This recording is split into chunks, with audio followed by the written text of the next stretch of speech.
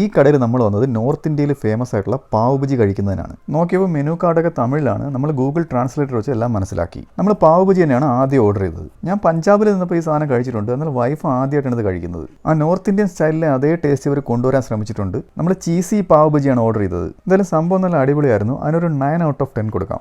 ഈ കൊണ്ടുവന്ന പനീർ മഞ്ചൂരിയനാണ് ഇവിടുത്തെ മറ്റൊരു സ്പെഷ്യൽ ഐറ്റം. അടുത്തതായിട്ട് നമ്മൾ ഓർഡർ ചെയ്തത് ഇതാണ്. എൻ്റെ മോനെ, ഇതൊരു കിഡു ഐറ്റമാണ് കേട്ടോ. പിന്നെ നമ്മൾ ഓർഡർ ചെയ്തത് അവിടുത്തെ മഷ്റൂം ബ്രെഡ് ഓംലെറ്റ്. ഈ പനീർ മഞ്ചൂരിയനും ബ്രെഡ് ഓംലെറ്റിനും 10 ഔട്ട് ഓഫ് 10 കണ്ണും പൂട്ടി കൊടുക്കാം. നല്ല ഉഗ്രൻ ടേസ്റ്റിലും നല്ല ഉഗ്രൻ ക്വാണ്ടിറ്റിയിലുമാണ് ഇവർ സെർവ് ചെയ്യുന്നത്. ദില്ലൂസിന് എവിടെ പോയാലും പിന്നെ ഫ്രഷ് ജ്യൂസിലാണ് താല്പര്യം. ഒരു വാട്ടർമെലൺ ജ്യൂസ് കൂടെ കൊടുത്ത് അവനെ അങ്ങ് സെറ്റിൽ ചെയ്തു. അവസാനം നമ്മൾ ടേസ്റ്റ് ഒക്കെ ഒന്ന് ബാലൻസ് ചെയ്യുന്നതിന് ഒരു പേസ്ട്രിയും ഒരു ഗുലാബ് ജാമും ഓർഡർ ചെയ്തു. പേസ്ട്രി ഒരു ആവറേജ് ടേസ്റ്റ് ആയിരുന്നു. എന്നാൽ ഗുലാബ് ജാം ഒരു രക്ഷയിലായിരുന്നു. വായിലിട്ടാൽ തന്നെ അലിഞ്ഞു പോകുന്ന രീതിയിലുള്ള ടേസ്റ്റ് ആയിരുന്നു. പാനിപൂരി, ബേൽപൂരി ഇതൊക്കെ ഇവിടുത്തെ മറ്റ് സ്പെഷ്യൽ ഐറ്റംസ് ആണ്. ഇവർ തന്നെ ഉണ്ടാക്കുന്ന സ്പെഷ്യൽ ഹൽവ ഐറ്റംസ് ഇവിടുത്തെ മറ്റൊരു പ്രത്യേകതയാണ്. അത്യാവശ്യം നല്ലൊരു സ്വീറ്റ്സിന്റെ കളക്ഷൻ ഇവിടെ ഉണ്ട്.